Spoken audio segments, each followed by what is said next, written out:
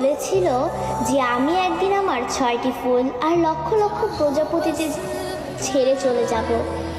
এমন একটা দিন আসবে যেদিন আর্মিদের মাঝে সকালে ঘুম থেকে উঠে আর্মিরা ফোন হাতে নিয়ে মনে পড়বে যে আজ বিটিএস এর লাস্ট কনসার্ট বা আজ তাদের ডিসব্যান্ড হওয়ার দিন। আর্মিরা আমাদের 7 রাজাকে হারাবো। সত্যি তো, বিটিএসরা আমাদের ছেড়ে চলে যাবে।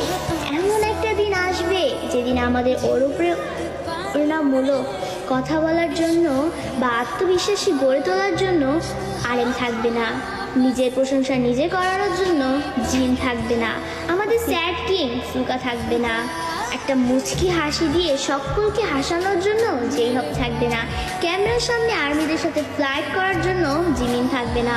হয়তো এমন একটা দিন আসবে যেদিন আর্মিদের পাগলামো করে হাসানোর জন্য তেইয়াং থাকবে না। হয়তো সেদিন এমনও হতে পারে বানি ইসমাইল দিয়ে র্যাপ মনস্টার বলার জন্য জাঙ্কুক থাকবে না। সেদিন হয়তো বা বিটিএস নামক ওই ব্যান্ডটা থাকবে না। হয়তো তাদের আর কোনো গান অ্যালবাম রিলিজ হবে না। আমরা হয়তো বা আমাদের 7 রাজাকে আর কোনোদিনও ফিরে পাবো না। আমরা আর্মিরাই চাই না যে আমাদের প্রাণপ্রিয় বিটিএস 2027 সালে ডিসব্যান্ড হয়ে যাক, কিন্তু 2027 সালেই হোক বা 2034 সালেই হোক, একদিন না একদিন তাদের সব কিছু ছেড়ে চলে যেতে হবে।